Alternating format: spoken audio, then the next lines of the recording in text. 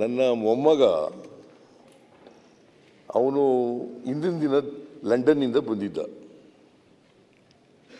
ಅವನ್ನೂ ಕರ್ಕೊಂಡು ಬಂದಿದ್ದೆ ಇಲ್ಲಿಗೆ. ಗ್ರ್ಯಾಂಡ್ ಸ್ಟೆಪ್ಸ್ ಮೇಲೆ ನಡೀತಲ್ಲ ಫಂಕ್ಷನ್ನು, ಆ ಫಂಕ್ಷನ್ಗೆ ಅವನ್ನೂ ಕರ್ಕೊಂಡ್ಬಂದಿದ್ದೆ. ಅವನು ದೋಸೆ ತಿನ್ನೋಣ ಅಂತ ಹೇಳ್ದ, ಹೋಟ್ಲಿಗೆ ಕರ್ಕೊಂಡು ಹೋದೆ. ನನಗೆ 5:15 ಪೊನ್ನಣ್ಣ ಹೇಳೋವ್ರಿಗೂ ಕೂಡ ಗೊತ್ತಿರಲಿಲ್ಲ. ಇದು ಸತ್ಯ. ನಂಬಿದ್ರೆ ನಂಬೋದು, ಬಿಟ್ಟರೆ ಬಿಡ್ಬೋದು. ಆದರೆ ಸತ್ಯ ಇದು. 5:15 ನಾನೇ ಪೊನ್ನಣ್ಣ ಹೇಳಿದ ಮೇಲೆ ಕಮಿಷನರ್ ದಯಾನಂದ ಅವರಿಗೆ ಫೋನ್ ಮಾಡಿದೆ. ನಾನು ಹೋಟೆಲ್ನಿಂದಲೇ ಫೋನ್ ಮಾಡಿದೆ. ತಿಂಡಿ ತಿಂದ ಮೇಲೆ ಇದು ಗೊತ್ತಾದ್ದು.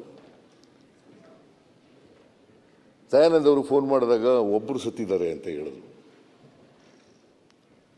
ಅಷ್ಟೊತ್ತಿಗೆ ಆಗಲೇ 11 ಜನನೂ ಸತ್ತೋಗ್ಬಿಟ್ಟಿದ್ರು. 11 ಜನನೂ ಸತ್ತೋಗ್ಬಿಟ್ಟಿದ್ರು. ಆಮೇಲೆ ಭಾಳ ಚಿಕ್ಕ ವಯಸ್ಸಿನವರು, 13 ವರ್ಷದಿಂದ 29 ವರ್ಷದೊಳಗಡೆ ಇರ್ತಕ್ಕಂಥ ಅವರು 11 ಜನ. ಬಹುಶಃ ಭವಿಷ್ಯದಲ್ಲಿ ಏನಾಯ್ತಿದ್ರು ಗೊತ್ತಿಲ್ಲ. ಅವರು ಏನೇನು ಸಾಧನೆ ಮಾಡ್ತಾಯಿದ್ರು, ಏನು ಮಾಡ್ತಾಯಿದ್ರು ಗೊತ್ತಿಲ್ಲ ನನಗೆ.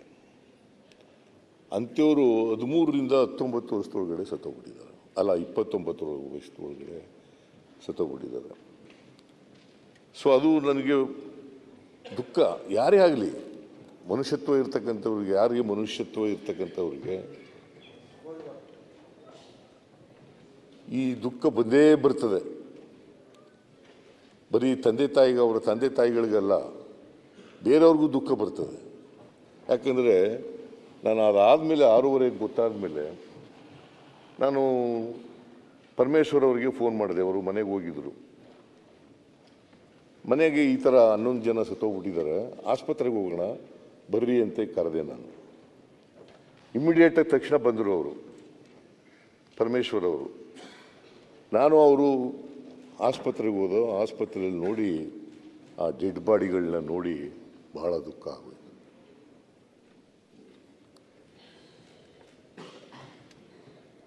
ಅದು ನನಗೆ ಭಾಳ ಡಿಸ್ಟರ್ಬ್ ಮಾಡಿಬಿಡ್ತು. ಆಮೇಲೆ ಕೂಡಲೇ ನಾನು ಹೇಳಿದೆ, ಒಂದು ಈ ಘಟನೆ ನಡಿಬಾರ್ದಂಥ ಘಟನೆ ನಡೆದುಬಿಟ್ಟಿದೆ. 11 ಜನ ಅಮಾಯಕ ಯುವಕ ಯುವತಿಯರು ಸತ್ತೋಗಿದ್ದಾರೆ.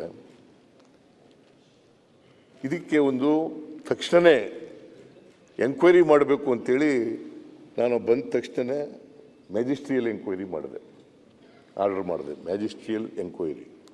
ಜಗದೀಶ್ ಅಂತ ಬೆಂಗಳೂರು ನಗರದ ಜಿಲ್ಲಾ ಅಧ್ಯಕ್ಷರು, ಜಿಲ್ಲಾಧಿಕಾರಿಗಳು, D C thank you for the correction.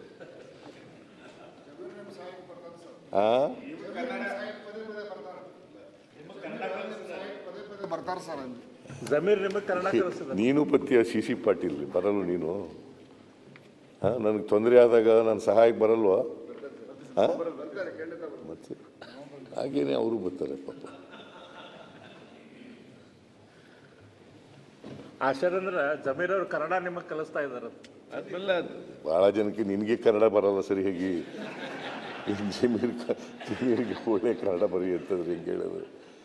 ಈಗ ಕನ್ನಡ ನಾವೆಲ್ಲ ಮಾತೃಭಾಷೆ ಕನ್ನಡ ಅಲ್ವಾ? ನಿಮ್ಮ ಫಾದರು ಕನ್ನಡ ಕಾವಲು ಸಮಿತಿ ಅವರು ಹೋರಾಟ ಮಾಡಿದ್ರು ಅವತ್ತು. ಅದರಿಂದ ನಾವು ಅವ್ರ ಜೊತೆಲಿ ಆಗಿದ್ರು. ಆವಾಗಲೇ ನಿನಗಿನ್ನೂ ಹುಟ್ಟಿದ್ಯೇನೋ ಗೊತ್ತಿಲ್ಲ ನನಗೆ. ಹುಟ್ಟಿದ್ಯಾ? ಸಣ್ಣ ಹುಡುಗ ಇರಬೇಕು ನೀನು ಆಗ. ಚಿಕ್ಕವನಿದ್ದೆ, ನಿಮ್ಗೆ ಗೊತ್ತಿಲ್ಲ. ಆಗ ಎಂಥ ಹೋರಾಟ ಅದು? ಗೋಕಾಕ್ ಚಳುವಳಿನಲ್ಲಿ ನಿಮ್ಮ ಫಾದರು ನಾವು ಒಟ್ಟಿಗೆ ಗೋಕಾಕ್ ಚಳುವಳಿನಲ್ಲಿ ಭಾಗವಹಿಸಿದ್ದು. ನಿಮ್ಮ ಫಾದರ್ MLA ಆಗೋದಕ್ಕಿಂತ ಮುಂಚಿತವಾಗಿ. ನನ್ನ ಮೊಮ್ಮಗ ಅವನು ಹಿಂದಿನ ದಿನ ಲಂಡನ್ನಿಂದ ಬಂದಿದ್ದ. ಅವನ್ನೂ ಕರ್ಕೊಂಡು ಬಂದಿದ್ದೆ ಇಲ್ಲಿಗೆ. ಗ್ರ್ಯಾಂಡ್ ಸ್ಟೆಪ್ಸ್ ಮೇಲೆ ನಡೀತಲ್ಲ ಫಂಕ್ಷನ್ನು, ಆ ಫಂಕ್ಷನ್ಗೆ ಅವನು ಕರ್ಕೊಂಡ್ಬಂದಿದ್ದೆ. ಅವನು ದೋಸೆ ತಿನ್ನೋಣ ಅಂತ ಹೇಳಿದ, ಹೋಟ್ಲಿಗೆ ಕರ್ಕೊಂಡು ಹೋದೆ. ನನಗೆ 5:15 ಪೊನ್ನಣ್ಣ ಹೇಳೋವ್ರಿಗೂ ಕೂಡ ಗೊತ್ತಿರಲಿಲ್ಲ. ಇದು ಸತ್ಯ. ನಂಬಿದ್ರೆ ನಂಬೋದು, ಬಿಟ್ಟರೆ ಬಿಡ್ಬೋದು. ಆದರೆ ಸತ್ಯ ಇದು. 5:15 ನಾನೇ ಪೊನ್ನಣ್ಣ ಹೇಳಿದ ಮೇಲೆ ಕಮಿಷನರ್ ದಯಾನಂದ ಅವರಿಗೆ ಫೋನ್ ಮಾಡಿದೆ. ನಾನು ಹೋಟೆಲ್ನಿಂದಲೇ ಫೋನ್ ಮಾಡಿದೆ. ತಿಂಡಿ ತಿಂದ ಮೇಲೆ ಇದು ಗೊತ್ತಾದ್ದು. ದಯಾನಂದ ಅವರು ಫೋನ್ ಮಾಡಿದಾಗ ಒಬ್ಬರು ಸತ್ತಿದ್ದಾರೆ ಅಂತ ಹೇಳಿದ್ರು. ಅಷ್ಟೊತ್ತಿಗೆ ಆಗಲೇ 11 ಜನನೂ ಸತ್ತೋಗ್ಬಿಟ್ಟಿದ್ರು. 11 ಜನನೂ ಸತ್ತೋಗ್ಬಿಟ್ಟಿದ್ರು. ಆಮೇಲೆ ಭಾಳ ಚಿಕ್ಕ ವಯಸ್ಸಿನವರು, 13 ವರ್ಷದಿಂದ 29 ವರ್ಷದೊಳಗಡೆ ಇರ್ತಕ್ಕಂಥ ಅವರು 11 ಜನ. ಬಹುಶಃ ಭವಿಷ್ಯದಲ್ಲಿ ಏನಾಯ್ತಿದ್ರು ಗೊತ್ತಿಲ್ಲ. ಅವರು ಏನೇನು ಸಾಧನೆ ಮಾಡ್ತಾಯಿದ್ರು, ಏನು ಮಾಡ್ತಾಯಿದ್ರು ಗೊತ್ತಿಲ್ಲ ನನಗೆ. ಅಂಥವರು 13ರಿಂದ 19 ವರ್ಷದೊಳಗಡೆ ಸತ್ತೋಗ್ಬಿಟ್ಟಿದ್ದಾರೆ. ಅಲ್ಲ, 29 ವರ್ಷದೊಳಗಡೆ ಸತ್ತೋಗ್ಬಿಟ್ಟಿದ್ದಾರೆ. ಸೊ ಅದು ನನಗೆ ದುಃಖ. ಯಾರೇ ಆಗಲಿ, ಮನುಷ್ಯತ್ವ ಇರ್ತಕ್ಕಂಥವ್ರಿಗೆ, ಯಾರಿಗೆ ಮನುಷ್ಯತ್ವ ಇರ್ತಕ್ಕಂಥವ್ರಿಗೆ ಈ ದುಃಖ ಬಂದೇ ಬರ್ತದೆ. ಬರೀ ಅವರ ತಂದೆ ತಾಯಿಗಳಿಗಲ್ಲ, ಬೇರೆಯವ್ರಿಗೂ ದುಃಖ ಬರ್ತದೆ. ಯಾಕೆಂದರೆ ನಾನು ಅದಾದಮೇಲೆ 6:30 ಗೊತ್ತಾದ ಮೇಲೆ ನಾನು ಪರಮೇಶ್ವರ್ ಅವರಿಗೆ ಫೋನ್ ಮಾಡಿದೆ. ಅವರು ಮನೆಗೆ ಹೋಗಿದ್ದರು. ಮನೆಗೆ ಈ ಥರ 11 ಜನ ಸತ್ತೋಗ್ಬಿಟ್ಟಿದ್ದಾರೆ, ಆಸ್ಪತ್ರೆಗೆ ಹೋಗೋಣ ಬರ್ರಿ ಅಂತ ಕರೆದೆ ನಾನು. ಇಮ್ಮಿಡಿಯೇಟಾಗಿ ತಕ್ಷಣ ಬಂದರು ಅವರು, ಪರಮೇಶ್ವರ್ ಅವರು. ನಾನು ಅವರು ಆಸ್ಪತ್ರೆಗೆ ಹೋದೋ. ಆಸ್ಪತ್ರೆಯಲ್ಲಿ ನೋಡಿ ಆ ಡೆಡ್ ಬಾಡಿಗಳನ್ನ ನೋಡಿ ಬಹಳ ದುಃಖ ಆಗೋಯ್ತು.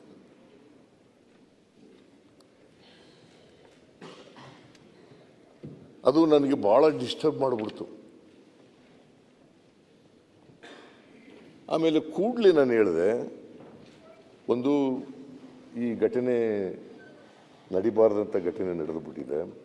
11 ಜನ ಅಮಾಯಕ ಯುವಕ ಯುವತಿಯರು ಸತ್ತೋಗಿದ್ದಾರೆ.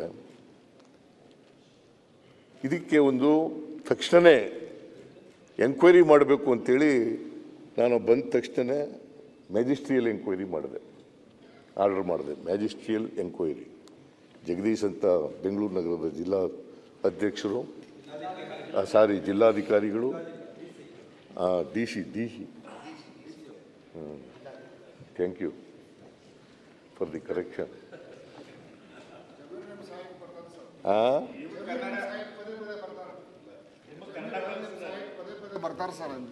ಜಮೀರ್ ನಿಮಗೆ ಕನ್ನಡ ಕಲಿಸ್ತದೆ. ನೀನು ಪತ್ಯ ಸಿ ಪಾಟೀಲ್ ಬರಲ್ಲ ನೀನು?